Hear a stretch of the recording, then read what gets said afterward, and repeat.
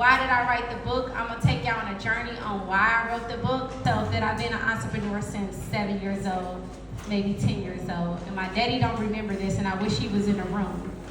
But I will never forget me having a discussion with him at a table, and we were making a pizza. And I asked him, I said, well, if I sell a slice of pizza, how much would I make off of this box of pizza? And he broke down the formula for me. So I knew then that I had a curious mind. At 7 years old, I was begging my dad to put me in business.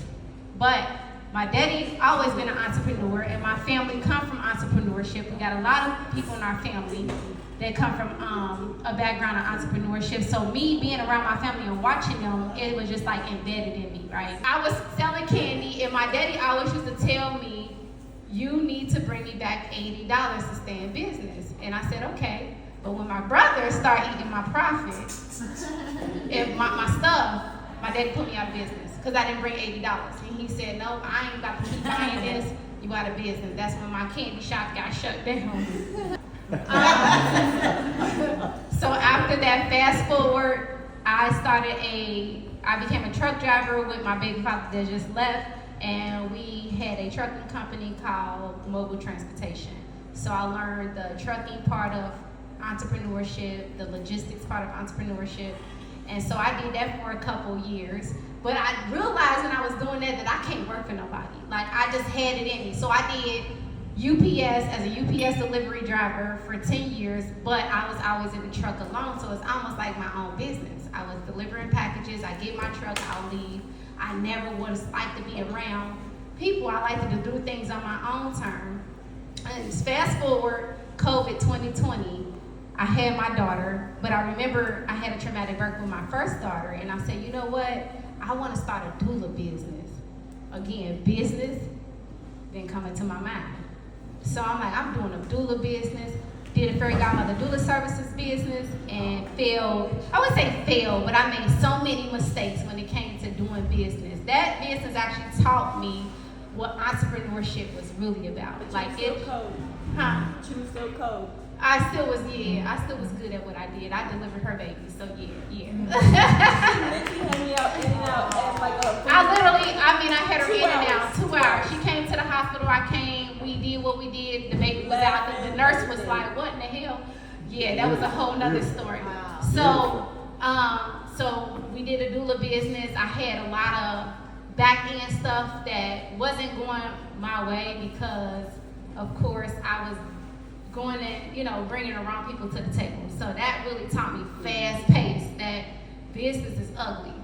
So when I learned that part of it, I said, you know what, I feel like it's more to me. Like, I feel like I really want to help people. So I started my BOG club, which you were in the BOG club. Krista was in the BOG club. Who else was in my BOG club? Tiffany, Misha, Mia, was you in the BOG? Oh, you was in the BOG club. Okay, yeah. Mia was too. Yeah. And what does BOG mean? Boss Life Global. Okay. Boss Life Global. So I started a BOG club, and basically I used to host events and stuff, helping women, just pouring into people because I feel like I naturally had a gift to give. So fast forward, bringing me into how Boss Life manifested. I went into mortar school, but I originally went to mortar school for fairy godmother doula service. We're standing right now in a facility right now. The owner of this place graduated from Mortar's school. So no better way to just celebrate here. But anyways, so I went to Mortar school, and Mortar really taught me quickly what entrepreneurship was really about when it comes to the in and out. And as I graduated out of Mortar school and I developed Boss Life Global in the school, I just had a problem with trying to find my direction. Like, my direction was still like blah. So I talked to my friend DeVoe Sherman. And I did a lot of work with DeVoe. He has a mentorship program, so we do like, we'll come in. What's your, I'm sorry, shout out your business for the mentorship program. I'm sorry.